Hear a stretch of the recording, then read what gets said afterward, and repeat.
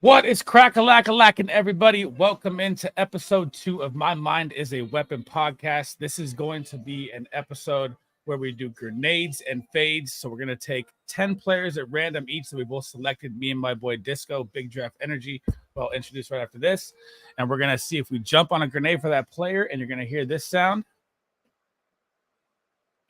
And if you're going to fade the player, you're going to hear this sound. Bye.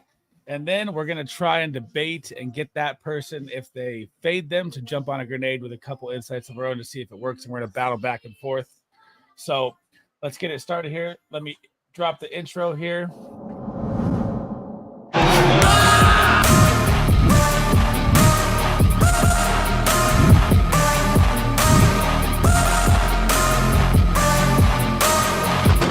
Welcome to the My Mind is a Weapon podcast.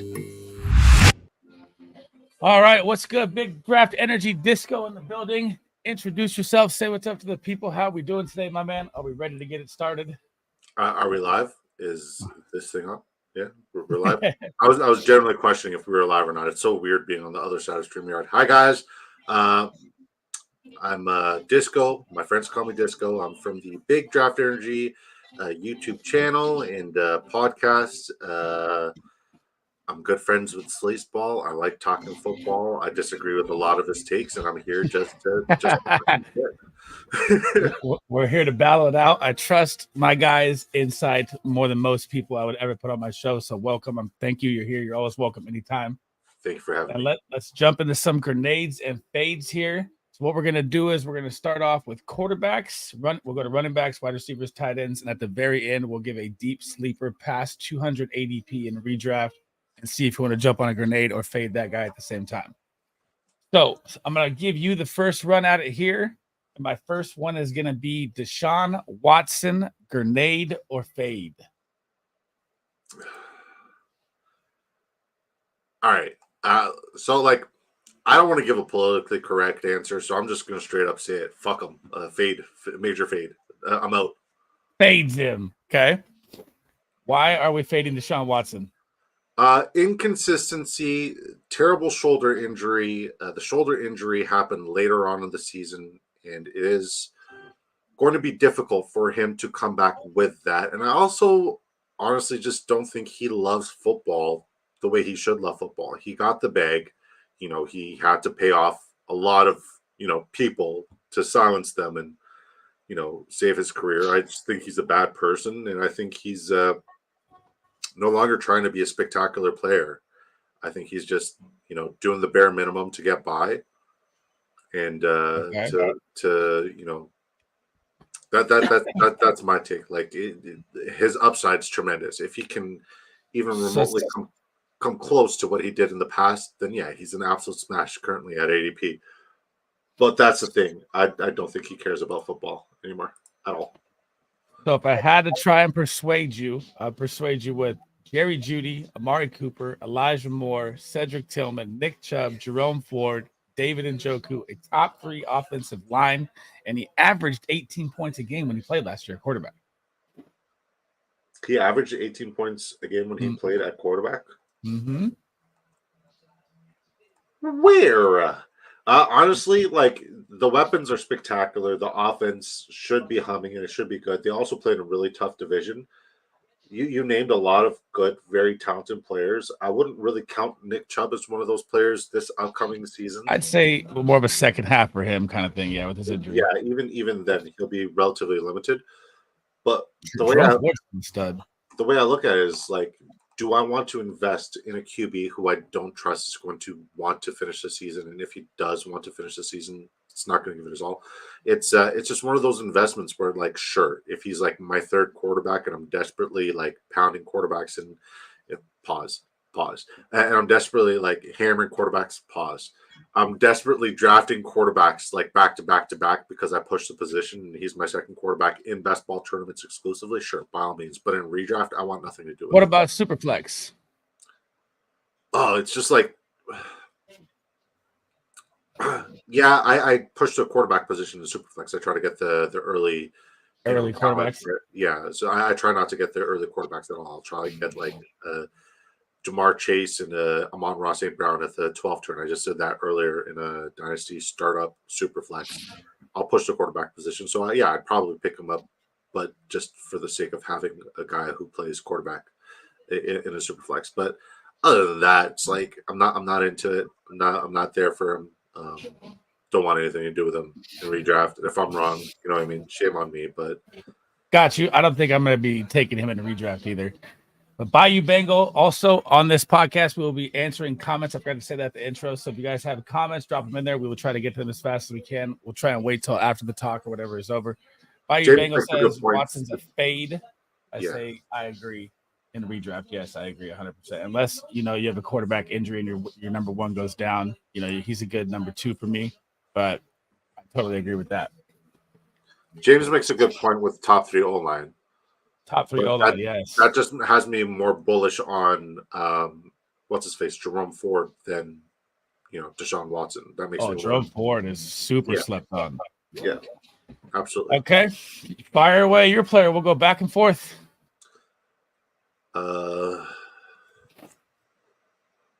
Brock Purdy.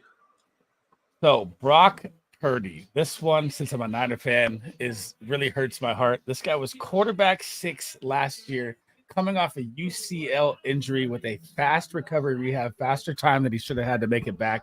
And he comes out at quarterback 6 and he's still being drafted at ADP 11 or quarterback 11. I would get it if, Brandon Ayuk was gone, the CMC was gone or something. All the weapons look like they're going to stay intact.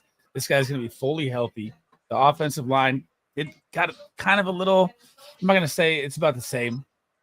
I don't like our right tackle, but I think it's going to be still good. And CMC is a monster. I mean, this guy is going to absolutely come back healthy and still be a top 10 quarterback. He's not being drafted like it. I am jumping on a grenade for him at his ADP 100%. Yeah, 100% easily. There you go. So, but when I look at Brock Purdy, when I look at the quarterback position, I look at 2 things. I look at average, how many attempts do they average per game, and if it's on the low end, which it is for Brock Purdy, how far are they throwing the ball per attempt? So Brock Purdy was also number 1 in deep ball throws, number 1 in money throws, like top 3 in pressure throws. Like, this guy's no longer a game manager, man. That consensus got to stop. He is a true legit quarterback. That's what I was getting at. It's like he has, all those metrics. He meets all those metrics as a quarterback for like a very safe floor and a very high ceiling play as well. He's as safe as safe comes. His threats have not necessarily left, and they do have a contingency plan in case anything happens with Ayuk. But like, I'm still higher on Deebo Samuel than I am on Ayuk, and Ayuk is going ahead of him. So, yeah, I think his weapons are still there, and I still think they're going to compete, and I still think they're going to make their chunk plays and chunk throws because that's how the Shanahan offense works, and he's going to continue to stay in the Kyle Shanahan system in theory. So, yeah. We both agree on jumping on a grenade for him. Yeah, I mean, his ADP is so low, it's crazy. Or so high, I don't understand it. But yeah. Okay, so we got Willie saying, "Hey guys, long-time listener, first-time caller. Just wondering what your thoughts are on a dynasty trade for Jay Season for Jerry Jeudy and a draft pick." I would take Jay Season all day. What do you think about that? Depending on the draft pick, unless it's like a 25 first or something. Especially in a dynasty, Jackson Smith and Jigba makes sense. He's a guy who's unproven, who shows promise, whereas Jeudy is just unproven. He's a jag. All day. Just a guy. Steve Smith. Love Steve Smith.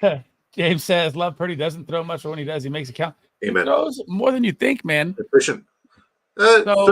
Every quarterback throws more than you think, right? But like, if we're talking about in comparison to like a Trevor Lawrence or a Josh Allen or like a Patrick Mahomes, those guys who are putting up 45 passes, like a Kirk Cousins, Matthew Stafford, guys who are Joe Burrow, who are throwing the ball 45, 50 times a game. Yeah, he doesn't throw a lot. He throws 30 times. Do you think that was part of the managing the injury, or do you not think that was not part of managing the injury? I think that's just part of the scheme. If you look at Shanahan's offense, everywhere he's gone, it's been run first, and I agree. Get the chunk plays off of the run, and he's been scheming some really good gadget plays along with that. But he's also been scheming up his guys. He's been blessed with some really spectacular receivers. I agree. So we're both jumping on a grenade for Brock Purdy. Heard. We went negative on Deshaun Watson. We faded him. Heading into number 3 here, I got for you. It is going to be, you just brought him up too. I know you're going to jump on a grenade for him. Trevor Lawrence at his value ADP. Grenade or fade after last season? Man, I would take a grenade for that guy simply because his hair is so flawless. Like the epitome Sunshine. of Mr. Silky Smooth. If we're talking about Brock Purdy, how we love Brock Purdy based off of the metrics of being somebody who makes those chunk plays, takes those chunk shots, Trevor Lawrence is right up there as well. Like, I think he was top 4 in the air yards per pass attempt on all facets, whether it be 10 all the way up to 50. The only issue was his players last year didn't really come down with it as a lot. And I feel like they addressed a lot of them.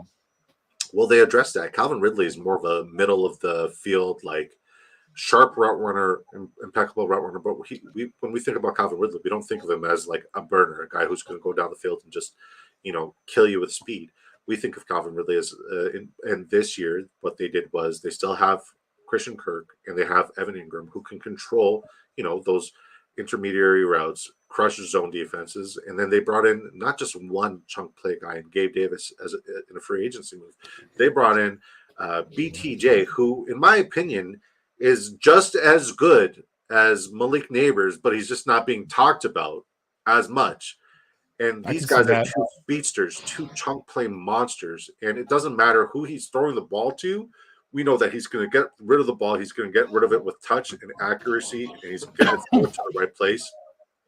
And he finally has the playmakers who are now in place to make it happen. Trevor Lawrence is one of the best quarterbacks you could draft this season, period. At value? Period. At that value, he is a top 5 upside quarterback. I have him finishing off the season as a top 5 quarterback every time I see him. Okay. Every time I see him in these best ball drafts, I'm like, smash, draft. I was trying to build correlation around Trevor Lawrence because I believe in him and that offense. I really do. Absolutely spectacular play. I have to agree with that. I can't argue and go with the fade on that. But the one thing I'd say is Calvin Ridley, when he was on the Falcons, he could take the top off of defense for sure. Ever since he's been back, I don't think it's the same. The speed's kind of gone. 31 now. Yeah, he's I think 29. 29. 31. I don't know. You have to fact check that on me. I'll fact check it. You keep running your show. I will go with that. I will agree with jumping on a grenade with him. I am all over Trevor Lawrence at his value. Top 5 is a little hefty for me. I will say that I think that he can go top 10. The top 5 quarterbacks are just so good. I mean, I don't put him above Allen, Hurts, all the top dogs. That's tough for me, especially Mahomes now with his weapons. But I do like that a lot. Heading into, so we both jumped on a grenade for Trevor Lawrence. You're right. He is 29 years old. 29. I didn't think he was 30 yet. Okay. I said 31. I said 31. 31. So fire at me your next player. We both jumped on a grenade for Lawrence. We both jumped on a grenade for Brock Purdy, and we both shot away. Deshaun Watson faded. Who do we got next? Bryce Young. Oh, my God. Bryce Young. See, this one is like tough because I do think the breakout is coming. Bringing in Dave Canales, the quarterback whisperer. There's not a better landing spot you could have than having him come to your team. He's going to look at what this guy did in the draft, man. All offense. He goes Jonathan Brooks. He goes Xavier Legette at the end of the first. He goes Jatavion Sanders. Gets himself a bunch of chess pieces to play with. He brings in Deontay Johnson. Bryce Young has the ultimate breakout ahead of him, but I don't know if I'd start him in redraft as a starting quarterback. Like, you know what I mean? That's my problem. Okay. So I know you prepared for Bryce Young. But we've been agreeing a hell of a lot. So I'm going to throw you a curveball. Don't make curveball. Forget about Bryce Young. That's a spectacular value. Okay, here's a curveball. What about Will Levis? Will Levis, I am on the same train as Bryce Young with. Same thing. I love what they did with the offensive line. They bring in Latham. They bring in the center from Miami. They gave him like a $50 million contract. I forget his name. It's weird. It's like, I don't want to say it wrong. It's something with an L. Lloyd or Cushion Lloyd or something like that. But Cushionberry. Lloyd Cushenberry. That's it. Okay. Great center they brought in. They're going to have Tony Pollard, Tyjae Spears, all the weapons, DeAndre Hopkins. His breakout is the same as Bryce Young's, except I like Dave Canales' play calling a hell of a lot better than than the Titans. I'm not not on board with that fully. Yeah, when I look at the situation in Tennessee, it's too good to be true. The receiving core too good to be true. The offensive line improvements is nice, especially with Callahan bringing his father. Yeah, for the Bengals, right? Line. That's a huge get. So if I'm looking at all the pressure on one of these quarterbacks, and it could be either one, it could be Bryce Young, it could be because they both have very similar off seasons. Let's be real. The receiver cores have all improved, coaching staff improved, offensive line game both improved. When I look at both of them, it's both of their games to lose, right? If you're very high on them, I'm high on them, but I don't know if I draft them as starters. That's like the debate. So it's like, is it redraft that you want to get exposure to these guys, or are they like a QB2 or even a QB3 and a 3 QB? They're QB2 to me. Yeah, I'm okay. So, but in redraft, they're what? QB2. But you're not willing to start them? I mean, I'm obviously going to draft a quarterback before round 13, 14 where they fall, right? So, I mean, I don't think I'm starting them unless I have injuries. But if it's dynasty, I'm buying. Yeah. I'm starting either one of them. The ceiling for in redraft, I'm starting either one of them in redraft because the ceiling is so high, right? I shoot for the ceiling. Nobody wins fantasy football championships with a safe floor. That's true. I agree. So I love the ceiling play for both of them, especially the value. The value plus ceiling, it's like match made in heaven. These guys are league winners. I agree, but I mean, God, if you're gonna wait past round 9 for a quarterback, then those would be the two I'd target. Or around 10, you might have Goff fall there. I'd rather have Goff, So who would you rather in redraft? Who would you rather draft? Okay, because like we're agreeing too much, so I need to start pissing you off. Who would you rather? I'm going with Will Levis because I like the height. No, that wasn't my question. Who would you rather go with? Bryce Young or Deshaun Watson? And where's Deshaun Watson currently being drafted, and where's Bryce Young currently being drafted? Talk to me. Who would you rather go and redraft if you had to pick one? I'm going with Deshaun Not even Watson. Superflex, just basic. I'm going with Deshaun Watson. Yeah, you're an idiot. I'm kidding. I love you. I respect you. I'm kidding. I'm going with Bryce Young all day, every day over Deshaun Watson 100%. One person has a lot to prove. One person feels like he's just playing for nothing. So Deshaun Watson is going about 4 rounds earlier than Bryce Young. There you go. And you get Bryce Young at a 4-round later value. Okay. Yeah. I can get on board with that. Yeah. Well, one has a QB whisper. The other one doesn't want to play football anymore, and he's coming off of a shoulder surgery on the throwing arm. The question is do you like Xavier Legette, Adam Thielen, Ja'Tavion Sanders better than Amari Cooper, Jerry Jeudy, David Njoku? Don't forget about Jonathan Mingo. Everybody's sleeping on Jonathan Mingo. That's Jonathan right. He's Mingo's still going to be involved. He's still going to be involved. He's going undrafted in best ball drafts on Drafters Fantasy. If you sign up today using promo code SLEAZE, he will double your initial deposit up to $100 on Drafters Fantasy Sports. That is right. Yeah, man, he's going undrafted. I think he's an absolute steal in the 20th round in Drafters Fantasy Sports best ball tournaments. I'd still take a shot on him in redraft as well, especially in the very late rounds. I like the receiving core because, Cooper, he's on his way out. Like, what goes up must come down. I think he's on the come down. Jerry Jeudy. Cooper just tweeted today that he's trying to get the bag. He's coming for redemption this season. Jerry Judy's been on a slight decline, so we'll see if he'll revitalize his career. Elijah Moore has never been him. Elijah Moore has never been him, right? He's always been hyped up, but he's never been him. I look at David Njoku, and I love the player. I think David Njoku is so talented. I just hate the situation because he doesn't get targeted because they really, really, really hate. Deshaun Watson hates targeting the tight end position. He loves his number one wide receiver for sure. So like Cooper is a smash, but like you can't look at what they did last year and be like, okay, well David Njoku, right?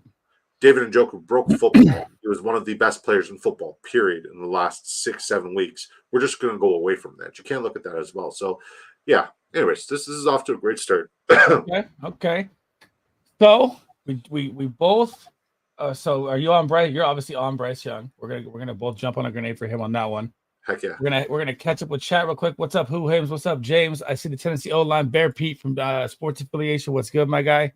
Hussein 49ers in the building with a Brock Purdy logo. I love that. Willie, how we doing? He used to be Ayuk. I remember Hussein used to be Ayuk, but now he switched over to the Brock Purdy. Anything bang bang Niner game is fine with me.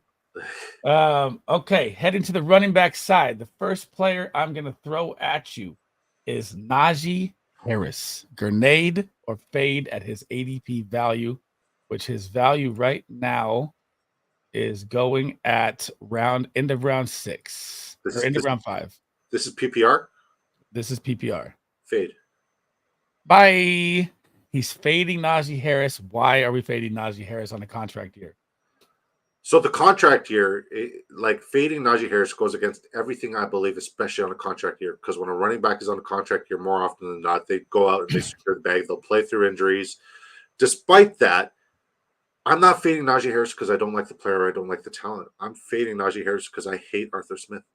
Arthur Smith is so unreliable. He's such a – it's like you don't know what you're going to get with him, right? And like the one time Arthur Smith had a good running back, he only had to use that one good running back because Ryan Tannehill was the quarterback, right? Derrick Henry was good enough. Is Najee Harris in that offensive line good enough to replicate any sort of – They had a great draft. I mean, for sure.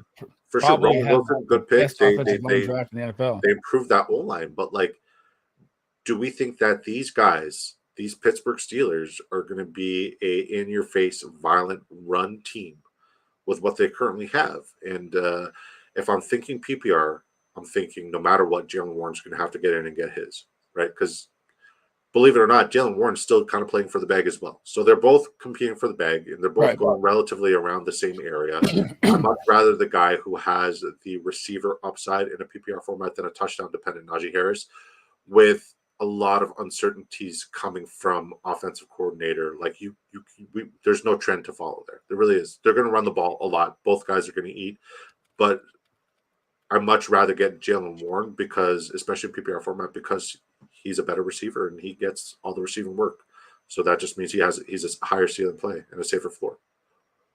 Okay, so if I had to throw anything at you, I would throw he's been a 1,000-yard rusher for 3 straight seasons, and people seem to forget this. The only problem I have with him is his ADP is too high. Would you be okay with him in round 8 or 9? Does that make it better for you, or is round 6 too high? It's okay. So let me ask you a question. In PPR format, what does 1,000 rushing yards get you? What does that translate into points? 100. Okay. So that's 100 fantasy points. Divide that by 17. Plus the touchdowns. Plus, he also had. Okay, so he's receptions his rookie year. Okay, that's his rookie year. But we're talking about a back in his 4th year where a team refused to pick up his 5th-year option. Right. So let me ask you, has his receiving prowess improved or gotten worse? I mean, the quarterback play has been abysmal, so it's definitely gotten worse.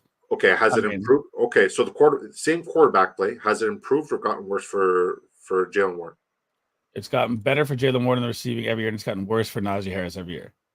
Okay, so if we're talking about touchdown upside, sure, Najee could fall into the end zone a couple of times, but Jaylen Warren can take it big. He's a bigger splash play. I said it before, and I'll say it again. I love the ceiling play. You don't win fantasy football tournaments being safe. You have to go big or go home, right? You got to go big or go home, and I think Jaylen Warren's the better play here. So for that, if I have to go with a 50-50 choice, I'm taking Jaylen Warren 10 times out of 10. Okay. So does Justin Fields or Russell Wilson sway anything, or is it just completely no-go either way? I think Justin Fields spreads the ball out a little bit more. If Russell Wilson is the starting quarterback, I'm worried about Pat Freiermuth. I'm very excited for George Pickens. Right. If Justin Fields is a starting quarterback, George Pickens is still going to eat. He's still going to get his, but he distributes the ball a lot better. So I think Freiermuth will get involved. I think the running backs will get involved in the passing game a little bit more. But Russell Wilson's a one-trick pony. He likes the deep ball. He likes the deep fade, and that's beautiful for George Pickens. I agree. I am also going to be fading Najee at his ADP, but for me, if he falls like 1 or 2 rounds more, I'd like his value right there. I feel like round 8 or 9 is perfect, but round 6 is too high. So we're both fading there. Who do you got for me next? Alvin Kamara. Oh my God, Alvin Kamara. Now, if anyone in fantasy that plays fantasy can explain to me, while Alvin Kamara is going off the board at RB17, and he finished as RB11 last year, missing 4 games, and he almost averaged like 17 points a game, damn near CMC and Kyren Williams numbers. The only thing that could scare me away from Alvin Kamara is later in the season. I don't think the Saints will be competitive. I don't think they're playing for a playoff spot. I could see them bring in Spencer Rattler. I could see them bring in Kendre Miller, try to get younger, see what they have in pieces. That is the only thing that scares me away from Alvin Kamara at all. I'm drafting him at all costs, jumping on every grenade. Smash. Yeah.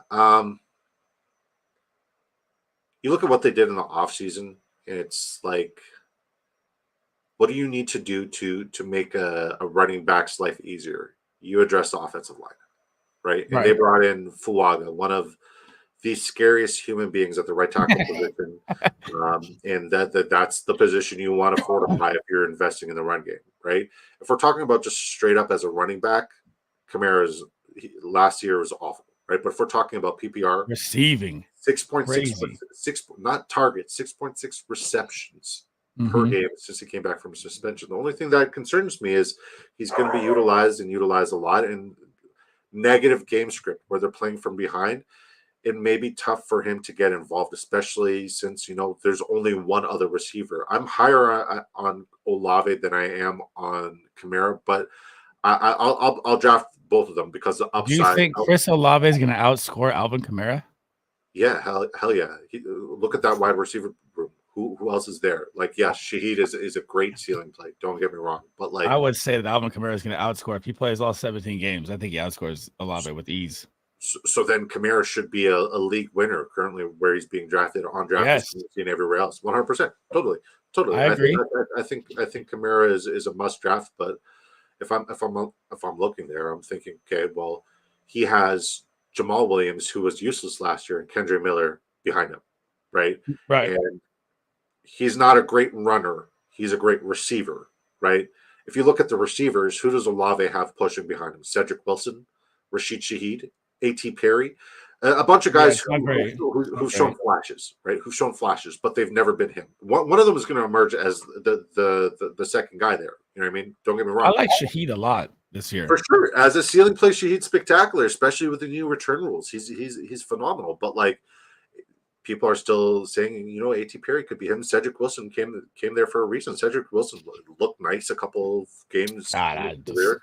Yeah, for sure. I'm reaching. But what I'm saying is, like, if we're talking about a pure alpha in his alpha situation, Olave is a smash. I know we're talking about Alvin Kamara here, and like his upside, like the ceiling there is pretty much limitless with his PPR ability. I just don't think that they're going to be marching a lot. So his negative touchdown. I think they're playing from behind, and he just eats 15 receptions a game. Yeah, but or 15 targets. You're gonna have to throw the ball downfield, right? Yeah. You're gonna you can't get 10 receptions every game as a running back. You can't do that and be in a winning formula. I don't think they're gonna be competitive. I think they're gonna be playing from behind a lot. Does Kendre Miller scare you at all? No. It's Kamara because the value is too good. I like Kamara, but I'm not gonna just say I'm gonna draft Kamara blindly and get 100% exposure to Kamara. There are several risks. Like, they, more often than not, like you mentioned, they are going to be playing in negative game scripts or game scripts where he's just not really going to be looked at a lot because they're going to be playing from behind. And that scares me. That scares me a lot, especially with the new offensive coordinator there. So it's an interesting situation. He's definitely somebody who I'm gonna draft as much as I possibly can at ADP, but I'm also going to be cautious as well. So yeah. I'm on the smash Kamara. Okay, who do you got for me next? Or no, Gino. All right, my second running back I'm going to head to you is Zamir the Zeus White. Grenade or fade? I'm jumping on that grenade all day, every day. You look at what they're trying to do in that division, right? Every team in the AFC West wants to do one thing and one thing only. They want to beat the Kansas City Chiefs. They realize they can't beat the Chiefs by investing in defense, right? Because the Chiefs will still outscore your defense. It doesn't matter. You can't beat the Chiefs by going into a shootout with the Chiefs. We've seen it. The Keenan Allens, the Mike Williams. We've seen it. We've seen these super teams that have been assembled in the offseason with a lot of money being spent. The only formula you have a chance to beat the Chiefs is running the rock. You have to control. Take the clock away. Yeah. Take the clock away. If you control the clock, by running the rock, you give yourself an advantage of keeping one of the best quarterbacks to ever play football off of the field, right? So, with that being said, any starting running back in the AFC West there, I'm smashing, especially Zamir. It's a smash mouth football team, a coach who loves to pound the rock. When Zamir came on, he came on late and he was spectacular. They showed that they didn't need a guy like Josh Jacobs because they're invested in him. He looks faster, he looks bigger, he looks stronger, and he's a threat in the receiving game, and we haven't really seen that. They brought in another tight end. They have two spectacular tight ends. They're going to be playing in 12-man fronts more often than not, right? Which means that they're going to favor the run a lot, and he's going to get involved early and often, and I think he has league-winning upside at his current value. Zamir, I'll jump on that grenade all day, every day. If I'm wrong, so be it. I've been wrong before, and I'm definitely willing to be wrong here. I 100% agree, and we've been agreeing too much, so I'm going to go and try to get a disagree argument here for you on this side. I mean, I love Zamir as well at his ADP, but Alexander Mattison and Labe, any scare for you there for him at all? Not one bit. Nothing about an earlobe or Madison scares me at all. I'm not worried. I think Labe, sure, if he does do anything, it's not going to be on offense. It's going to be in the return game. Should he be the returner there? Other than that, Madison, no, he's not him. Madison, I'm totally out on. The depreciation has hit him as a running back. If we're talking about a running back who has a lot to offer and a lot of value, and somebody who's trying to earn his keep, it's Zamir White. He was a spectacular runner in college, spectacular every time we see him in the NFL, and I don't think we're gonna. We've seen his best yet, so I'm very excited to see what he does this year. I totally agree. I was trying to go on the other side, but I'm fully on board with Zamir White. I mean, the guy was like RB9 last season in his 4 starts. He was incredible, and he can even catch the ball at the backfield. So I mean, I don't see any Alexander Mattison or Labe or any talk like that hurting him. I'm definitely jumping on that grenade at the same time. So we are now. Oh, you got one more running back. Fire at me. Who you got? Tony Pollard. Oh my God, we talk about Tony Pollard all the time during drafters too.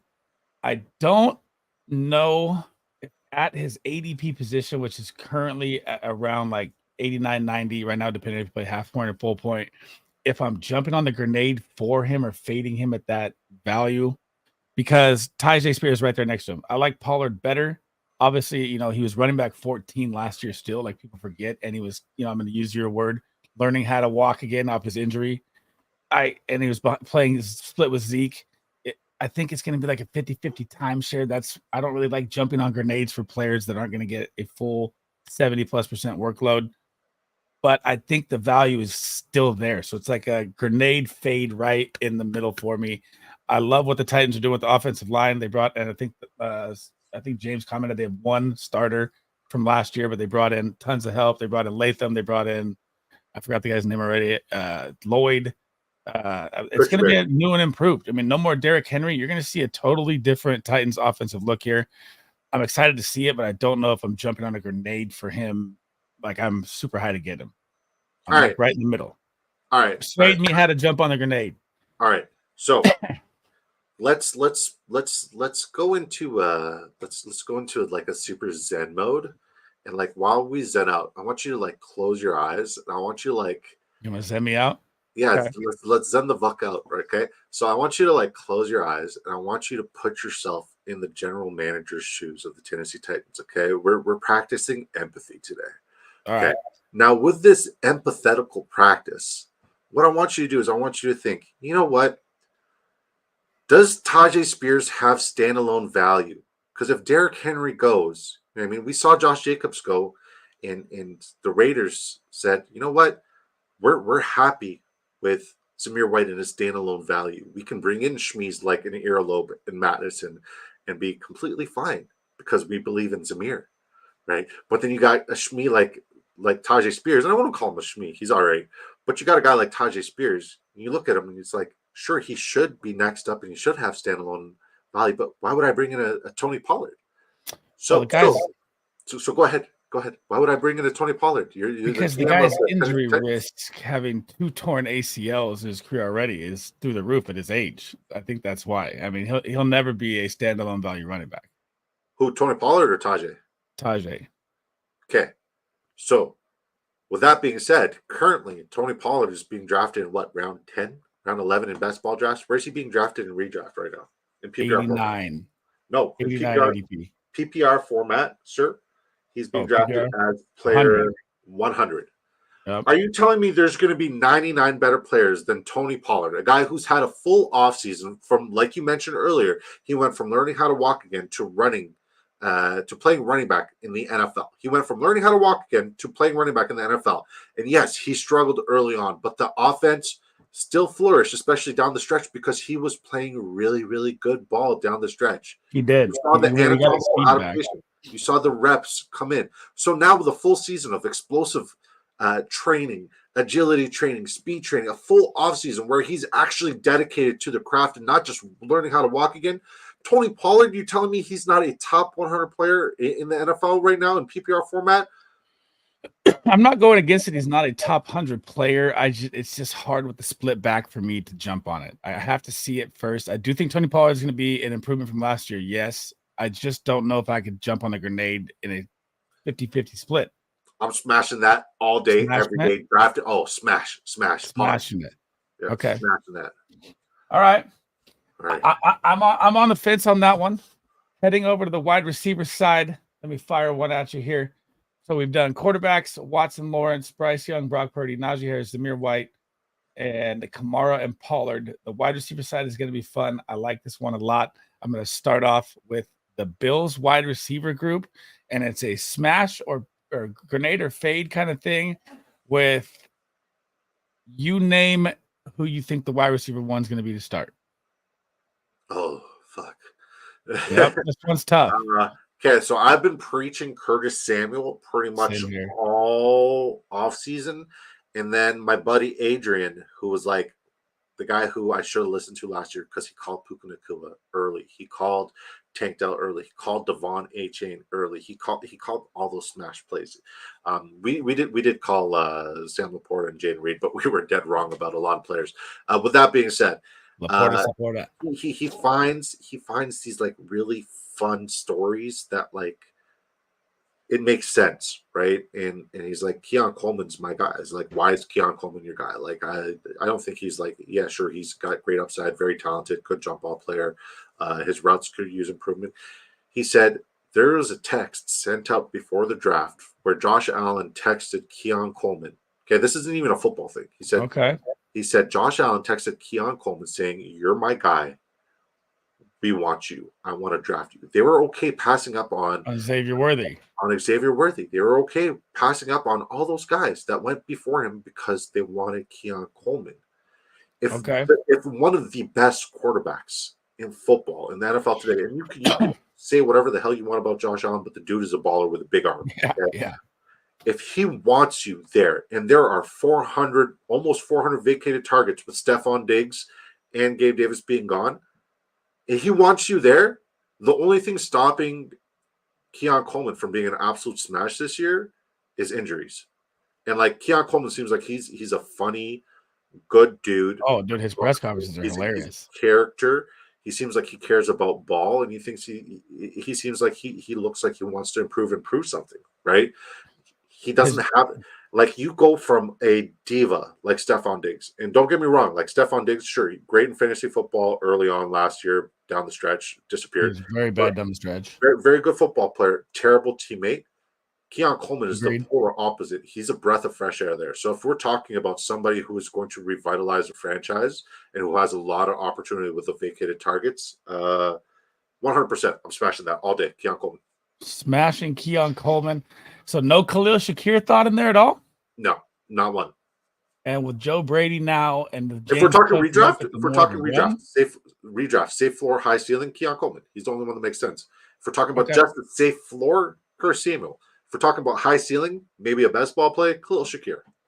So you got all three. I like that. That was perfect. That's exactly what I would say at the same time. But it could also be Chase Claypool. It could also be Mac Hollins. It could also be, who knows? I just think the wide receiver one is going to be Kincaid. I am so out on Kincaid this year. Like everybody's drafting him so high. I don't think he finishes as a top tight end this season. A tight end? He runs like he has two left feet. Oh man, I love His Kincaid. routes are the opposite of crisp, and Dawson Knox is still there. Dawson Knox still there. Yeah. Dawson Knox goes undrafted or drafted in round 20, has just as good of a shot to finish in the top 10 as a tight end as Dalton Kincaid has this year. I'd much rather get the value in Dawson Knox later on than I would in reaching on Dalton Kincaid. Because if you reach on Kincaid and you're wrong, you are passing up on so many talented football players. So many in that round, yeah. At that value, that ADP, if you're wrong at that, like you can't be wrong at the tight end position. There's so many great late round values, including Dawson Knox, who needs to be drafted. I don't think I would ever feel safe starting Dawson Knox in redraft, but I would 100%. He's more of a shot in the dark kind of touchdown dependent tight end. But they both are. They really both are. If we're talking about what's going to make either one of them good this year, what's going to make either one of them stand out, it's touchdown upside because they're not going to kill it with volume. Oh, I think Dalton Kincaid is going to see massive volume. Dalton Kincaid can get locked up by a linebacker. That's awful. We're going to have to agree to disagree on that one to see what comes I am out on Kincaid. That's another one. I'm out on Kincaid. You should have mentioned him, but he doesn't fall in that range. But I'm out. Okay. Okay, so we were jumping on a grenade for Keon Coleman. I don't know if I'm – so here's the thing. If I have to give an argument back to Keon Coleman here. His ADP right now, okay, Keon Coleman is currently going 74, okay? So he's right around Jackson Smith-Njigba, Christian Watson, Brian Thomas Jr., Ladd McConkey. Obviously, I like Ladd McConkey more. I like him more than Jordan Addison. Do you like him more than Brian Thomas Jr.? Because the volume will see more? That stuff. BTJ is my guy. Okay. Yeah, BTJ is my guy. I like how we doing, Dan? Welcome in, brother. Kincaid broke the Bills rookie record for receptions. I know. I'm all in on Kincaid, man. I'm fully but like fully out. What was the previous rookie record for the Bills? Not good. Not good, right? So like good. I don't even know a Bills tight end in all time. Everything is contextual. If we're talking about context, sure, it's great for the Bills. But you know what else is great for the Bills? A full-on mustard and ketchup bukkake at the tailgate. That's what's great for the Bills. Okay, so don't tell me, oh, he broke the Bills rookie record for receptions. It's irrelevant. It's carry on. I'm sorry. Okay, so we got to clip that. We definitely need to clip that. I'm clipping that. I'm going to stick with – I'm in the middle still on Keon Coleman. I don't know if I jump on a grenade from his ADP yet, but he could prove me wrong. Your points were amazing. Who do we got next here coming up? Fire one out. You did BTJ. I got Brian Thomas Jr.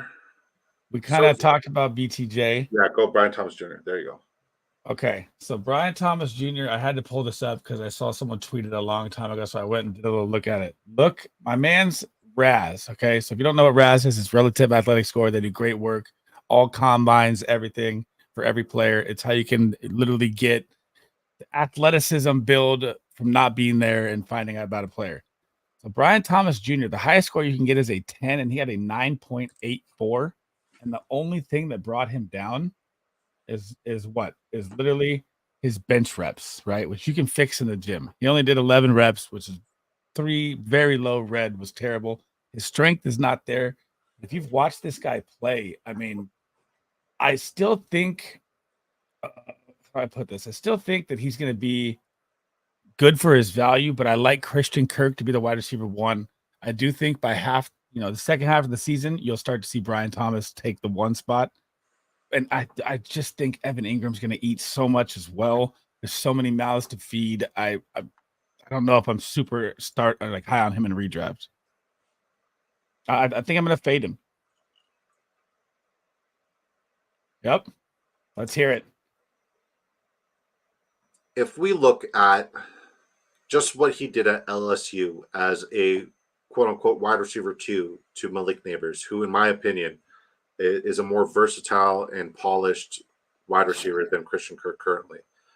He still was neck and neck with Malik Nabers by doing what every fantasy football owner should be looking for, which is just being a very reliable splash play, ceiling play. So on a week-to-week basis, sure, he can maybe go for like 5 points, but like on the upside, he can go for 50 points because he is such a spectacular splash play. Yeah, for sure. I think I would not be shocked. Okay, I would not be shocked. How many wide receivers went for 50 points last season?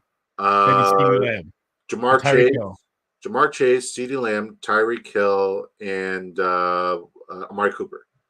Oh yeah, at the end of the year, Amari had that nuts game, like week 17. Yeah. I think he has that ability, just being a spectacular ceiling play in the situation he's in with Trevor Lawrence. So I think if you're looking for, once again, I'd have to look that up to see if a rookie's ever hit 50 points in there as a rookie. That'd be crazy. Yeah, but I don't think there's ever been a season where a rookie tight end finishes a tight end 1, right? Yeah, there's a reason why I'm very invested in this guy. As I said, I don't care about the floor. Like, if I'm wrong and this guy's floor is non-existent, it's fine. But if I'm right about the ceiling, he's a league winner. Then it's lights out. Yeah, then it's a lights out. So I'm not trying to sway you. I know it's my job to persuade you, but like, I'm invested. If I'm wrong, I'm betting like I'm right, and if I'm wrong, I'm wrong. Okay, I'm with that. What did Dan Neely say? We got Dan saying Brian Thomas Jr. might be the best deep threat to come into the league since Randy Moss. I would not be shocked if he scores 10 TDs this season. He was my draft crush this season as a Bills fan. Okay, Dan. I mean, I'm kind of. I like you, Dan. Rookie hype gets everybody, man. I'm telling you, it does. I got to see it first. There's too many mouths to feed. Evan Ingram had 115 receptions last year, man, and it's just going to be better. I like you a lot, Dan. You're great. you're great, dude, Dan. What's up, Dan? Hope you're having a great day, Dan. On, dude. All right, so we're sitting in the middle with Coleman. I will fire my second wide receiver at you. It's going to be a little deeper here dive on this one, and I actually really like this guy a lot, and it's Wan'Dale Robinson. Grenade or fade for Wan'Dale Robinson at his ADP, which is currently 182. I'm fading him. You're fading him. Okay. After your boy CeeDee Lamb just said he's one of the best route runners in the NFL yesterday too. Okay. Absolutely. Why are we fading him? So if we look at the prospect of Malik Neighbors, if we look at the prospect of Wan'Dale, Jalen Hyatt, these are all good wide receivers, good prospects. Nothing wrong with the players, right? Biggest lesson I taught myself from last season is do not fall in love with the players, fall in love with the situations. And when I look at the situation in New York, I look at a team that's offensive line hasn't improved. It really hasn't. I look at a situation where the quarterback situation is very volatile and it hasn't improved either. Daniel Jones is coming off of a pretty gruesome knee injury. And even if he's healthy and ready to go with the knee, there's still the neck situation that could be his neck. It could be a season ender at any given moment in time, right? There's also the factor that we might see another contract situation where, like Russell Wilson, wasn't able to complete his season, even though he was balling out spectacular. They went with a backup situation so he wouldn't get his insurance policy or his injury. Yeah. Injury. So I think Daniel Jones is like one of the top prospects for that happening this year as well. If I'm looking at that team, do I think that team is going to be competitive and winning a lot of games? No. Do I think that team is going to run the ball more often than not? Yes. Do I think Daniel Jones is going to throw more picks than that? Yes. So if I'm looking at Wan'Dale Robinson and I need Wan'Dale Robinson in redraft, I'm retiring from fantasy football. Okay. I mean, the volume and targets will be there. When you say they're going to run the ball, I know last year they were down in a lot of games running the ball just to save face, kind of. But that was with Saquon Barkley. They're not going to be able to do that with Devin Singletary. Let's be real. So if you're looking, okay, when you're projecting a good wide receiver, what metrics are you searching for when you're saying, okay, this guy's going to be a good wide receiver? Because saying, okay, with all due respect, okay, and I know you're better than this, so I'm challenging you right now. I'm really challenging you to bring it front of me, okay? With all due respect, every receiver in the NFL is a good route runner. Yeah. They're good at running routes. So telling me a wide receiver is good at running routes, like, bitch, it's the fucking NFL. Everybody who plays wide receiver in the NFL is good at running routes. I need more. No, I'm not saying it's good that CeeDee Lamb gives him a pump up. That's all. That's all I'm saying there. A tweet is not a metric. What metrics do you look for? What metrics do you look for? When they're this deep in the draft, when I'm looking for a wide receiver, I'm always looking for a slot guy with volume. And that is exactly what Wan'Dale Robinson is. He's just been hampered by injuries. I feel like his talent is there. If you've ever watched him run at speed, the way he can beat man coverage and find the zone is very good. I think he's had no quarterback play. I think he's shifty and fast. As I said, I don't hate the player. If his quarterback play is a question mark, if we're talking about air yards per opportunity, if we're talking about target share, if we're talking about all that stuff, these are all red flags. Just because you like the player and you draft him in Madden doesn't mean he's going to be a smash in fantasy football. If we're talking basketball, yes, I will get exposure to him, not at a high volume. But if we're talking about redraft league, right? League, if this guy is on your team, he better be like on a very, very deep bench, because if you have to flex him or start he's going to be. You're fucked.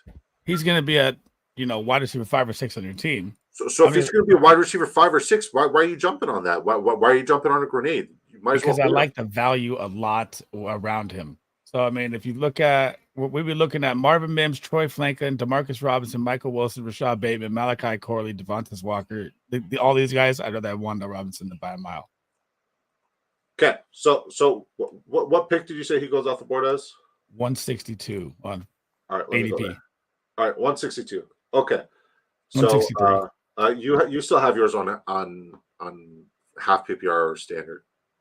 I'm on full PPR score at 163. Wan'Dale Robinson, yeah. 163. Yep. Okay. All right, let's look around there. Okay, you're right. I'd prefer Wan'Dale over Roman Wilson. Okay, 100%. I like Pop. Do I prefer him over Rashad Bateman? Yes. No. Yes. If we're talking about a team with good blocking, a good quarterback, a good situation, I don't care. Rashad Bateman is done.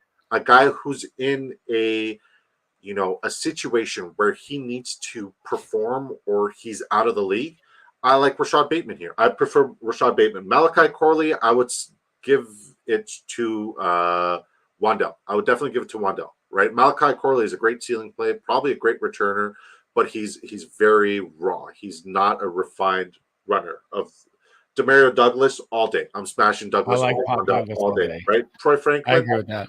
If Troy Franklin could be okay, he could be fine. But when we look at Demarcus Robinson on a week-to-week basis for the last 5-6 weeks of the season last year was a top 5 wide receiver. If injury happens to Demarcus Robinson, I'd take over him. If none, no. If Cup and Puka are out there, I'm never starting Demarcus Robinson. Let's be real. Demarcus Robinson is their third wide receiver. Yeah, he's a home run hitter. Yeah. If he's not even a home run hitter, he's a runner too. He's a returner as well. Like Demarcus Robinson does it all, and he's fast. Like he will run the rock. He will run the rock. He's Sean McVay draws up amazing plays. I agree with that. Yeah, totally. He's gonna get involved. I'm 100% taking Demarcus Robinson over. Demarcus Robinson had 23 rush yards last year. Yeah, well, I mean, like he's ran it in the past. I'm not saying he runs. I had to check it. I was like, okay. Yeah. Marvin Mims ceiling play averaged 19 yards per reception. I'd much rather get a ceiling play at this value later on than I would get a guy who runs good routes as a wide receiver. He's interesting to me because I don't know how the Denver Bronco wide receiver is going to play out yet. So Marvin Mims is interesting. I think I would much rather get Luke McCaffrey over Wan'Dale Robinson currently. Oh, no way. No way. Currently. No, everyone, rookie hype's got to stop. No, it's not even rookie hype. Wan'Dale all day over Luke McCaffrey. If I'm talking about a refined route runner on an offense that I like with an offensive coordinator that I like, I look at Luke McCaffrey and I love him. As a wide receiver 3 there, he's going to be good. He's going to be solid. Okay. I think you're I'm willing to place a bet right now. Friendly wager. Okay. Here we go. That Luke McCaffrey will outscore Wan'Dale Robinson in PPR format in fantasy football this year. Oh, I'll take that all day. Yeah, I'll take that. What are we betting? I just said friendly wager. Friendly wager. Okay, lock it in. Yeah, lock it in. All right, let's move on. Moving on. Okay, that was your turn, or that was mine. I believe that was mine. Yeah, that was me. Jackson Smith and Jigba. Jay Season in the building. The new OC, new head coach in Seattle, comes from Washington. They're going to be flying the ball around. DK is going to be all over the field. They're already updating that. And they just said Jay Season's already taken the wide receiver 2 spot. Look what this guy did last year down the stretch. Jay Season, I'm buying, smash, grenade, everything. even over Tyler Lockett. I wouldn't even draft Tyler Lockett this year just because I'm so DKJ season. And the only thing that worries me is that Geno Smith. For some reason I have this thing in my head that I want to see Sam out there, and I want to see Sam slinging it like he did with the Commanders last year. Geno's old and washed up, but he's still kind of hanging on. I don't know what to say about Geno. That's the only thing that worries me is Geno Smith. He just witnessed our wager. Shout out to James Ethio. Witness the wager. This is a good chat. This is good. Yeah, like you mentioned, they brought in the offensive coordinator from the University of Washington. More often than not, they go 3 wide receivers under Ben Grubb. What is his name? Huff? I forgot. I don't want to Grubb. Okay, there we go. Yeah. I don't want to say it wrong. More often than not, they go 3 wide receiver sets there. He went 3 wide receiver sets a lot, and they got the 3 wide receivers to do it. I don't like the quarterback play, but both quarterbacks present great value. If I'm looking at JSN, DK Metcalf, Tyler Lockett, any of them that are coming or falling, I'm drafting them. I'm smashing that. If I look at that wide receiver core, I need to leave every draft with at least one of those guys. So smash. I think they're going to have 550 plus pass attempts. They should. But if you had to pick, is Jay Season better with Geno or is he better with Howell? I would say he's better with Geno. Geno presents more touch on his passes, whereas Howell's more like a deep play. Like Howell, if I'm just straight up looking at what he does, Howell is great at just like putting it up there and letting his players come down with it. If we're talking about touch, when a player gets open, because like JSN, yes, he can get open. Yes, he can beat you deep, but where JSN specials his route running. Dude, Howell was like QB7 at the start of last season. For sure, but look at the players that Howell targeted and the players that were beneficial. Like Terry McLaurin. He didn't place the ball with touch, right? He placed the ball deep and let his players go up and get it. And if I'm thinking about players going up and going and get it, it's DK Metcalf and Tyler Lockett, right? But if I'm talking about Geno Smith, I think Geno Smith, even though he's not him and he was rightfully written off, Geno's better for JSN because Geno has more touch and he's more of a refined passer. But that's like saying, would you like powdered sugar covered shit, or would you like sprinkled covered shit? It's both shit. Both quarterbacks fucking suck, right? I agree. Okay, I'm with that. Okay, so I'm gonna go with Grenade on that. You're going Grenade, obviously, with Jay Season as well, yeah? Hell yeah. Okay, heading over to tight ends. We're already an hour and a half in. We got to make this quick, or hour in.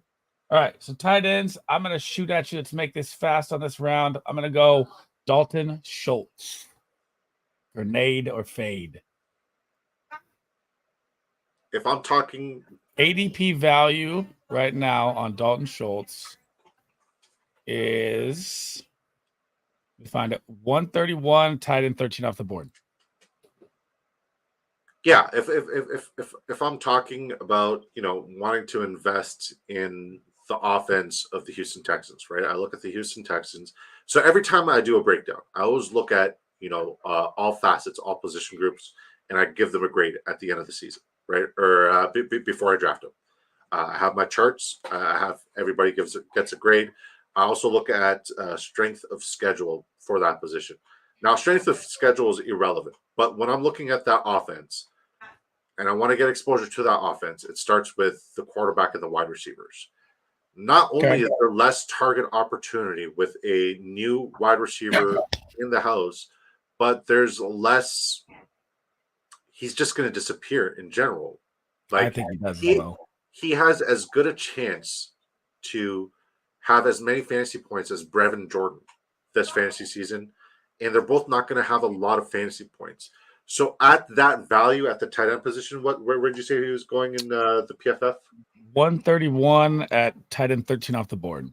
But you're getting around 12 value, around late round 11, or depending on if you play 12 man, 14 man, Okay, so let's look at which tight ends go. Pat Freiermuth, I would 100% take. He's going 6 picks after, and I'm not high on Pat Freiermuth.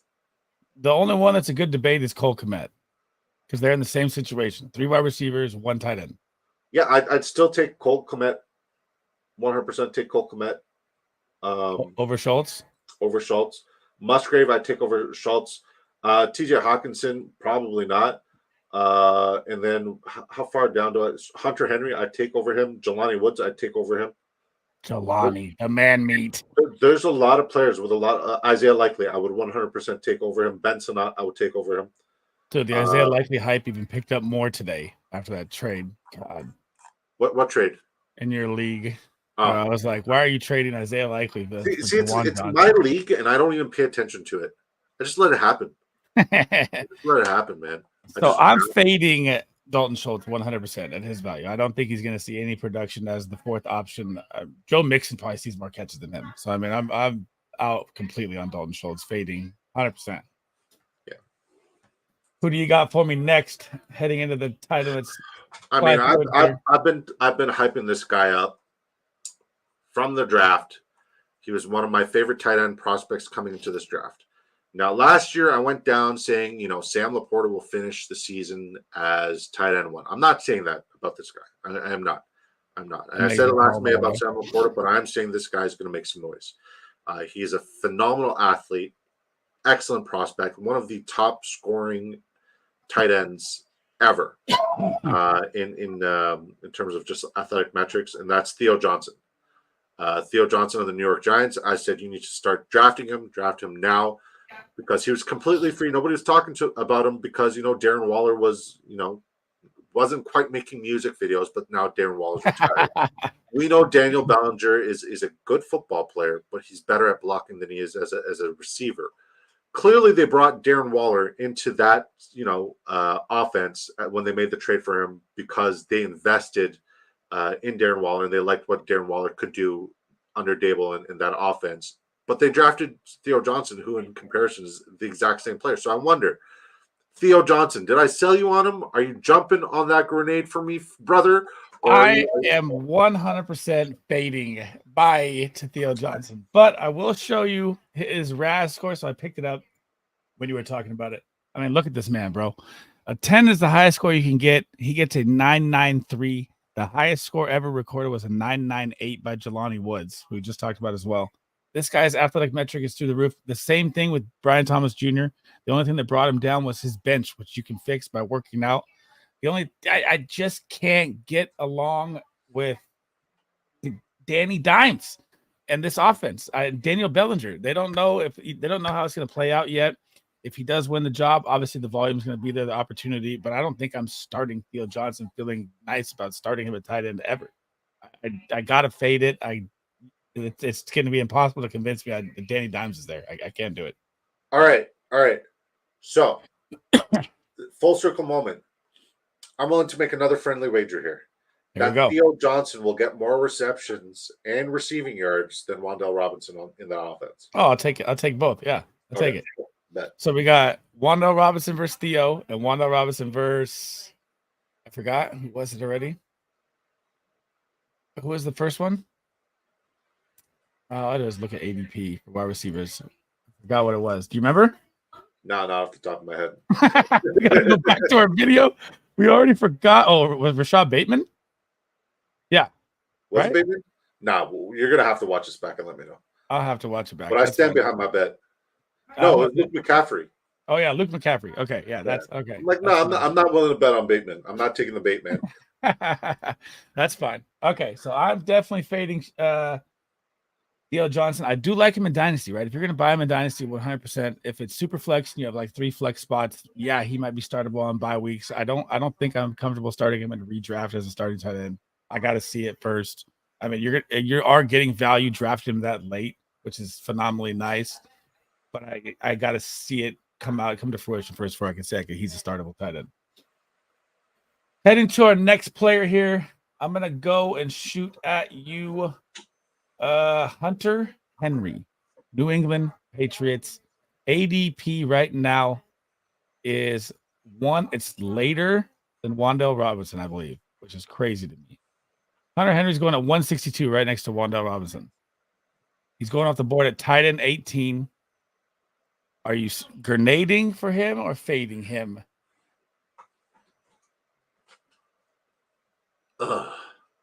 Here's the thing, right? If I'm thinking about that offense, right? If I'm thinking about that offense, the only person who seems like they have a safe floor, because everybody there is a ceiling player. Let's be There's honest. Hunter Henry. There's what, 6 wide receivers there. All of them can play, right? All of them are a great ceiling play, Fighting for the spot. fighting for the spot on a week-to-week basis. So that means the floor is non-existent, right? If we're talking about a safe floor, and the only real shining light from an awful season, a catastrophic, Patriots offense season where we're like, oh, is it going to be Demario Douglas? Is it going to be Kendrick Moore? Is it going to be, Juju Smith-Schuster? Is it going to be Mike Gesicki? It was nobody. It was fucking nobody. Nobody did anything because Mac Jones sucks. Fuck you, Mac Jones. Fuck you, Mac Jones. Okay. All right. Sorry. Am I allowed to curse on your show? Am I allowed to? You're allowed to cuss on the Fuck show. you, Mac Jones, you fucking piece of shit. It's terrible. I hope an alligator eats you in Jacksonville, bitch. I hope a jaguar mauls you, you fucker. So we're talking about just safe floor. Out of all of the players there, just a safe floor, an awesome floor. Hunter Henry's great. I just don't like the safe floor players. So if I need a third tight end in basketball, sure. Hunter, or even a second tight end in basketball, 100%. Smashing Hunter Henry. We'll jump on a grenade there for sure because I know he's reliable and I know that like he's a good way to close out at a very good value. But if I'm talking about like pre-draft, am I comfortable starting him? Probably not. I wouldn't jump on that grenade. I like the player. I think he's got the safest floor. But like as I said before, this is all about theory. TV upside's got to be high. Not really. I mean, all the upside goes to Javon Baker, Demario Douglas, Jalen Polk, Ramondre Stevenson, even Kendrick Bourne, KJ Osborne, Juju Smith-Schuster. All those guys have the upside, right? If we're talking about a floor, it's Hunter Henry, and like his floor is his upside. Right? I think I'm jumping on a grenade for him at his value. I love Hunter Henry this season, especially with Drake May. Rookie quarterbacks target the tight end. He just got his bag. And the wide receiver group is unknown. This is the only known, like you're saying, safe floor player. Hunter Henry could see 10 targets a game. Like literally. Yeah, I call bullshit. You know why I call bullshit? Here's why I call bullshit. Because you have been campaigning for Javon Baker being one of the best. But it's unknown. It's unknown still. But one of the best, and you're like, there's nobody there, but Hunter Henry's just. Pop Douglas is getting the hype right now. Javon Baker's the true alpha wide receiver. Okay, so you just said there wasn't a true alpha wide receiver there. Not you yet. literally just on your take about Hunter Henry just now. Not so yet. I have to call you on your shit. Which is it? Is Hunter Henry the true alpha there, or is Javon Baker the true alpha? Is the veteran presence. Veteran presence is going to see more targets. 100%. I'm not sold. If you were ever in sales, I am not buying what you're selling. I'm not sold. I'm telling you, Hunter Henry's going to see more targets than every wide receiver in the Patriots. Fair. I just hope that we don't have another season where all Patriots are just a fucking dud because they just need to. They have too many. Like it's like a fucking pool of 3 wide receivers, and I can't figure out who's the one. I think by talent, it's Javon Baker. By watching, yes. Pop Douglas getting the hype now. Jalen Polk was drafted higher. I don't know how it's going to play out. I want to see my guy Baker do it. Yes, 100%. Yes. The only guy I campaigned as hard as I did for I campaigned really hard for Sam Laporta. My community became the hashtag Laporta supporters. Campaigned really hard for Jaden Reed. The only other guy I really campaigned super hard for was Pop Douglas. So I'm still a Pop Douglas truther. He's electric, man, but he's just tiny. He is. Like, had Bill Belichick not sat him after he fumbled, Pop Douglas would have been a fantasy football name last year. And it sucks. It sucks that he fumbled, and it sucks that Bill Belichick, he's a dick like that. has a fucking ego, but yet he wants to hook up 20-year-olds who are fucking 19 years old. Anyways, carry on. Moving forward. Thank you for the 6 Super Bowl rings, Coach, you fucking asshole. James is busted up in the background. All right, so that is Hunter Henry for me. You got next, last tight end, and then we'll dive into deep sleeper past 200, and then we'll call it a show, man. It's been amazing. One of the best tight ends in the last 3 years in college football. Didn't really do much until relatively late last season, but then again, in the NFL, talking about the Raiders, not many people did much on offense last year. So here's a second-year player that, before the NFL draft, a lot of people were saying this guy's going to take a jump. And then after the NFL draft, this guy's now being drafted as a tight end number 20 in best ball drafts. And if you are drafting best ball, make sure you draft on Drafters Fantasy Sports and use promo code SLEAZE. It'll double your initial deposit dollar for dollar up to $100. It's a great value. And speaking of great values, you can get one of these spectacular values in Michael Mayer in round 20, completely free currently on Drafters Fantasy Sports. So make sure you sign up using promo code SLEAZE. How do you feel about Mike Mayer? I am 100% fading Michael Mayer in redraft at all cost, and this is the number one reason why. We just talked about Zamir White and how they want to pound the ground game and control the clock. Last year, the Oakland Raiders were the worst in the NFL at targeting the tight end at 72 times, and that was 20 behind the 31st team. It is absolutely terrible. I know they have Brock Bowers now too, so they're going to be running 2 tight end sets. I'm never going to feel comfortable starting a tight end that's always running in a 2 tight end set ever. You might get him in best ball. I like at the end value around 20, yeah, but I'm never ever going to feel comfortable starting him in redraft, and I'm probably not going to draft him at all. Okay, can I ask you a question? Because I like that stat. I like that stat you gave me earlier. The 30-second, 72 times targeting the tight end. Where was Gardner? Do you still have access to that list? I did it on my Twitter post a while back.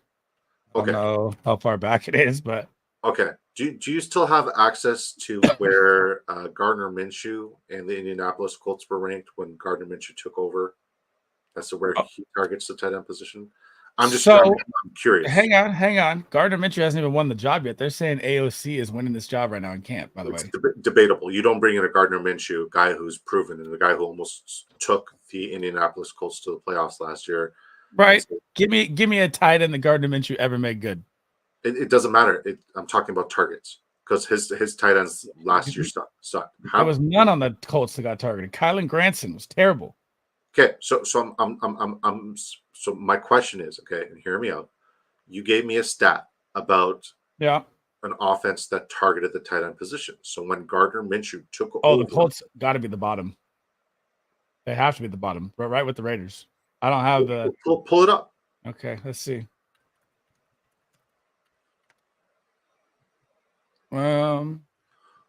Okay. So no, this is not. Most targets, tight ends, 2023. I gotta pay for that. That's not what I want. Let's go Fantasy Pros. How do I do it by team? This is gonna be interesting because I do believe the Colts are at the bottom with the Raiders. But since Gardner Minshew took over, not with Anthony Richardson, but since Anthony Richardson only played 2 games. Okay. So let's see here. Where the Colts are? I can't even find the Colts. They're this low. Scrolling through the list. Indianapolis looking for tight end targets, and the highest. Oh my God, this is bad. Weeks 1 to 18 roster tight ends. Looking for. Okay, here we go. Colts. The highest targeted tight end was Kylan Granson with 25. That's Jelani Woods. No, he didn't even play last year, so that's 0. Yeah, 25 was the highest targeted tight end. That's horrible. What are you looking for? I'm just I want to see and I know we're gonna waste too much time on this, so we can parking lot this and revisit it next week. That's fine. I want to see how many times he targeted the tight end or Will Mallory had 26. Where he was averaging his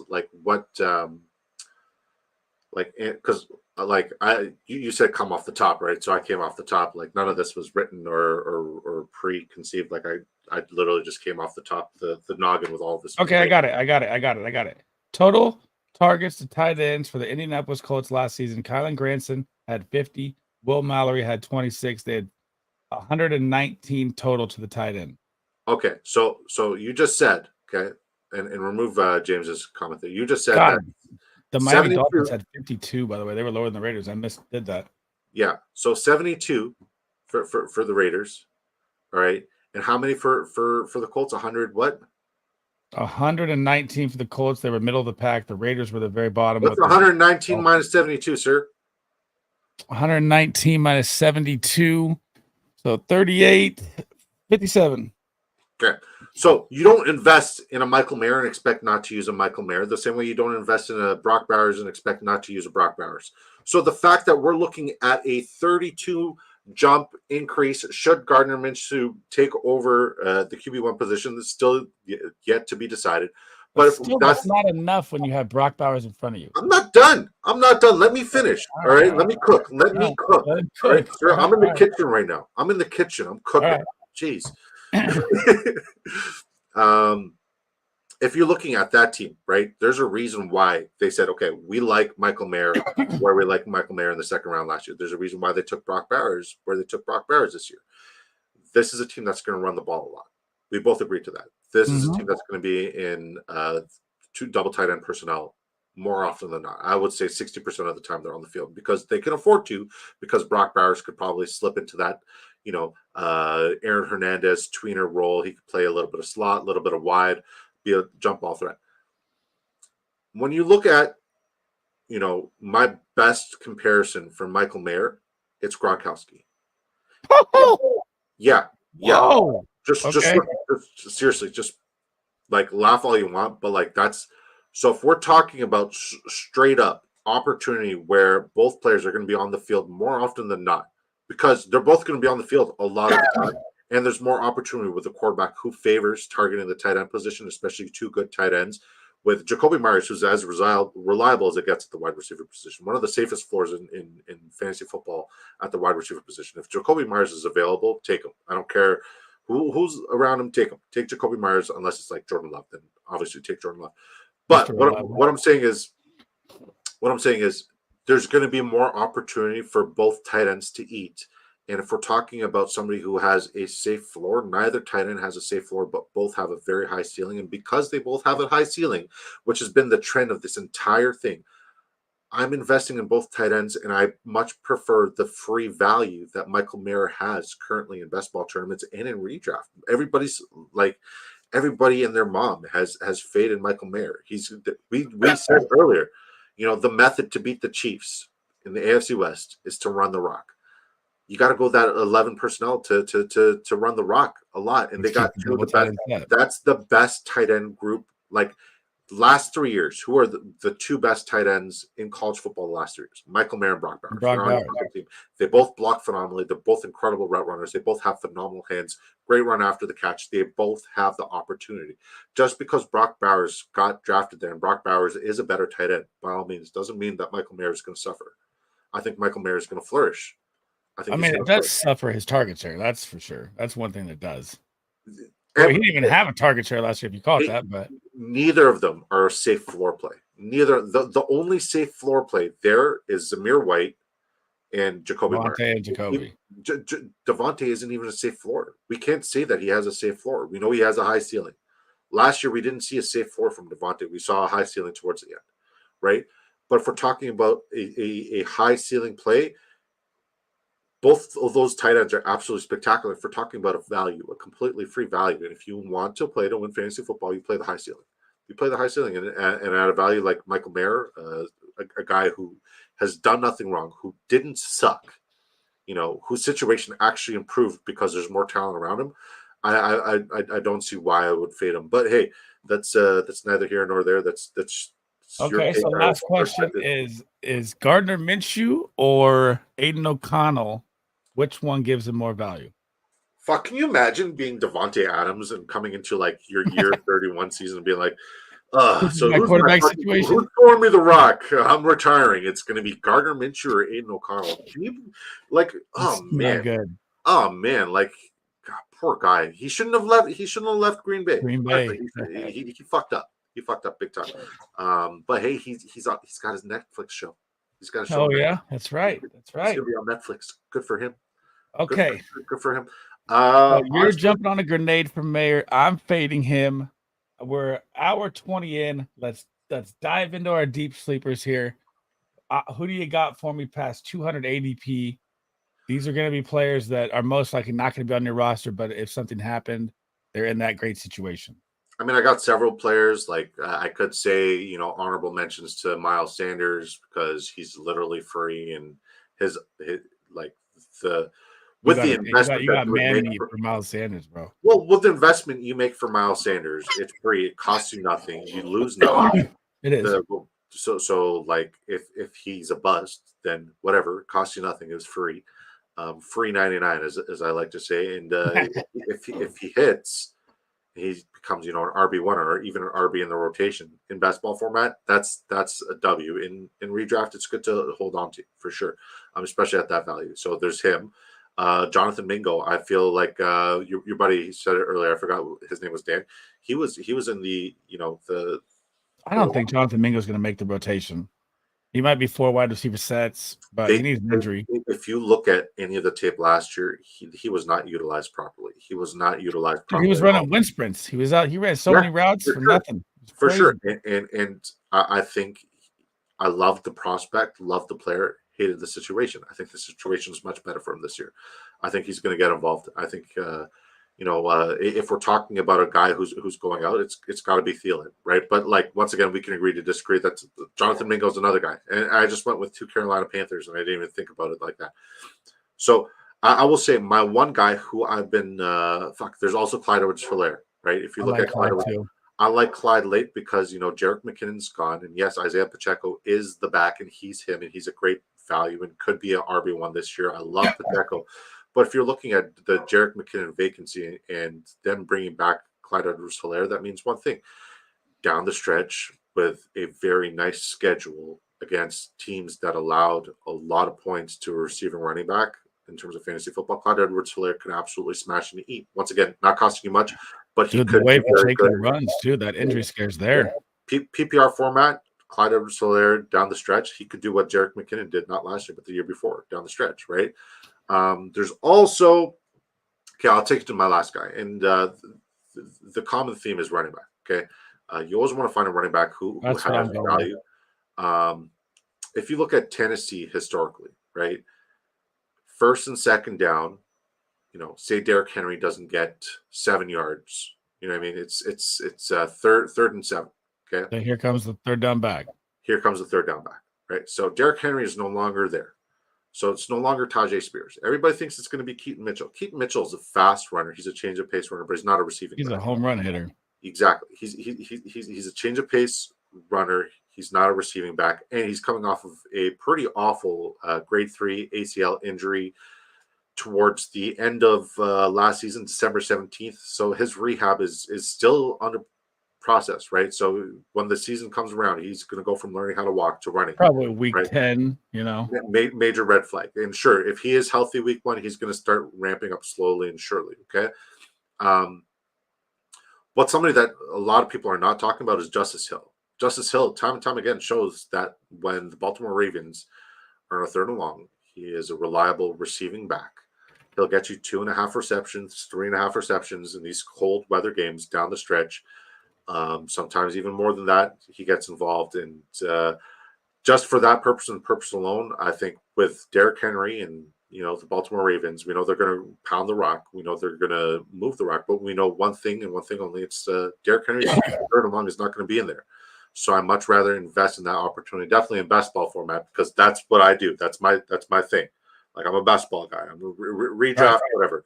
Redraft neither here nor there. You're getting into it. You're getting into dynasty. You're getting into all of it. I mean, like, I dabble, but like, once again, in basketball format, I think Justice Hill is one of those players that people don't talk about enough, and he's going undrafted. And I think you need to take a shot on him because there is a clear path to opportunity, and it's not in a handcuff situation. It's on a week-to-week basis where he can get involved based off of game script alone, and I think he's going to get a lot of opportunity there. Okay. So this one, I'm going to 100% jump on the grenade with you. I mean, Justice Hill right now going off the board at running back 71 compared to other handcuffs in front of him is nuts to me, especially being on the Baltimore Ravens. Yeah, so if you look at running backs like Tank Bigsby, Audric Estime, Keaton Mitchell, Will Shipley, Alexander Madison, Garendo, Labe, all drafted in front of him, make absolutely zero sense to me. He has a clearer path to success than Braylon Allen this year. Oh, well, I mean, they're both injury dependent. I mean, either way. No, Justice Hill's not injury dependent. That's what I've been saying. He's not injury dependent. He is going to get involved in game script if it's 3rd and 7. Right, but I mean, to become a reliable starter, he is injury dependent. Yes. Sorry, you're not going to become a reliable starter. He's injury dependent. You're not going to start Justice Hill. But like that's not the point I'm making at all. It has nothing. Like even if Derrick Henry plays all 17 games in a standalone value, Justice Hill still is a player based off of game script alone. In 3rd and 7, third and 8, 3rd and 9, 3rd and long, whatever it is, Justice Hill will be in the game. Will Derrick Henry be running off the field, 3rd down? In will Justice Hill be? That's opportunity right there. He's getting on the field. It has nothing to do with the injury. It's literally game script alone. And that's with his standalone value. Right so if there. You look at Justice Hill since coming to the Ravens in 2019, his receptions have gone up every year, even though it's been a low amount. It's still improvement. I think it could be even better this year. But 100%. It should be 100%. To become relevant for me, he has to have an injury. And then if Derrick Henry goes down, Justice Hill could be a league winner. Yep. Instantly. Yep. I mean, I love the pick a lot, 100%. Yep. So my last one here to throw at you, if I had to throw my sleeper at you, it is going to be one of my favorite players to target that everyone is just hating on, and I can't figure it out. And we just talked about this wide receiver room earlier in the stream. It is going to be Greg Dulcich, and I am going to jump on a grenade for this guy at his ADP. Tell me why, if you are or if you aren't. Okay, so I'm going to straight up tell you to sell me on him because there's no fucking way in hell I'm drafting him. Why? What do you mean? Why?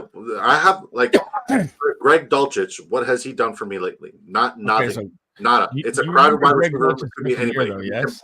It could be Tim Patrick. It could be fucking yes. I would much rather. Okay, put me on record. I would much rather get exposure to Tim Patrick than I would to Greg Dulcich. And I know they play a completely different position, but right. I would much rather get exposure to Tim Patrick in basketball than I would, and even in redraft, I would draft Tim Patrick ahead of Greg Dulcich. So I don't have to convince you as to why. You need to convince me as to why I need to jump on that grenade. Talk to me. Why Greg Dulcich? Greg Dulcich is going to be the second option at a team that is playing from behind the whole time, and Sean Payton targets within 10 yards from the running back to the tight end more than any coach in motherfucking football, which is where Greg Dulcich lives. He's just been injured last year, and everyone forgot about him. His rookie year, he was phenomenal. He was it was a short term. He got injured again. That's a problem. He's had back-to-back injuries. I know that makes it hard. But if he puts together a healthy season in a Broncos wide receiver room with Bo Nix as a rookie quarterback, who everyone knows love to target tight ends, the volume should be massive, and it should be a massive steal. And I like him over about 20 of the tight ends above him from ADP. Okay, so I'll ask you a question. Has he been participating in camp? I think his hamstrings got him on the side again already. Okay. I don't want to. Don't give me injuries. I'm saying if he's healthy. But you know what? If I had fucking elephant ears, I'd be a fucking elephant and not a human. You know what I mean? It's like the if, ands, or buts. This is a factual business. Okay, we are in the business of facts, and here's the fact. Okay. There's 3 rules on the Big Draft Energy 10 draft commandments. The first 3 are: 1, don't be a homer. Do not draft players just because you know their name because they play for your favorite team. Rule number 2 is do not reach. You reach, I teach. Rule number 3 is avoid the red flags. So the major red flag here with Greg Dulcich and why I'm avoiding him is you said it 4 times in your speech. Injuries. If he's healthy. Currently, he's not even in camp. But we've all been drafting Jelani Woods, and he's been injured back-to-back as well. And we're all pumping up Jelani Woods. Same fucking thing. No, is Jelani Woods currently participating in camp? Yeah, he's out there. Yes. So but I mean, still, what's the difference? One guy is currently participating because he's healed and recovered. The other guy is still dealing with. I'm just giving you examples. For sure, but I just rebutted your answer. Yeah. Jelani Woods had a hamstring injury last year. This year he's fine. Dulcich had a hamstring issue 2 years ago. He had it last year, and he's still dealing with it. He's still dealing with it. Guess who else is dealing with a hamstring? Christian Watson. Don't fucking draft Christian Watson either. Oh my God. All right, we're coming to the end here. Amazing show. I can't wait to do it every Wednesday. This is awesome. I love bantering back and forth. It's great. James SEO in chat says Shaheed or Burton or Shakir, not Shaheed, in redraft to end the show. I would take Shakir just based on Burton being a number 3, and we don't know how the Bill's going to play out yet. Still, I like them both at about the same value. What would you put on that one? Burton. Burton over Shakir. Burton over. I mean, Shaheed. both have great quarterbacks. I mean, Burton over Shakir and Shaheed. And Shaheed. Okay. Yeah. Okay. He's going Jermaine Burton over both. All right, guys. What. That went a lot longer than I thought, but goddamn, it was fun. I could talk forever if we do this. Next Wednesday, we are going to try and get possibly see if we can get Bayou Bengal in here as well. Get some man meat going. And I don't know what the show is going to be yet, but I'm down for that. I will be in Vegas this weekend for the Scott Fish draft. We leave Thursday, so I won't be here for the rest of the week. So you guys have an amazing weekend. Big Draft Energy. Make sure you check my guy on YouTube and Twitter. He drops amazing content. It was awesome having you on. I love going back and forth. That was great. Everybody that's watching and listening, thank you. I will put it on the Apple and Spotify right after this. And you got anything you want to drop on the way out? Besides, don't draft Christian motherfucking Watson. Or Greg Dulcich. Thanks for having me. Drafters Fantasy is a hell of a good time. It's one of the only best ball tournaments out there that's PPR. It's one of the only best ball tournaments out there that is total points overall. It's a completely different animal, and I think the best of the best play there. And if you think that you got what it takes to play with the big dogs, sign up on Drafters Fantasy Sports today using promo code SLEAZE. He'll double your initial deposit up to $100. I appreciate you having me on, brother. I'm tired, but that was awesome, man. It's late for you, bro. Yeah, it's all good though. It's all good. I need that clip. I need that steak is gonna taste amazing right now. I need that clip. Please send me that clip. I'm gonna get that clip. The mustard bukkake. I think it was like 42 minutes in. That was Dan's great. Like, let's draft right now. No. I got the wife yelling at me. All right, I'm out, guys. Thank you for everything. That was awesome, Disco. I'm gonna play this. Add this page. Let's go. And I'm out, guys. Have a good night, Disco. Everybody, thanks for watching. I'll message you. Peace out, guys. Peace.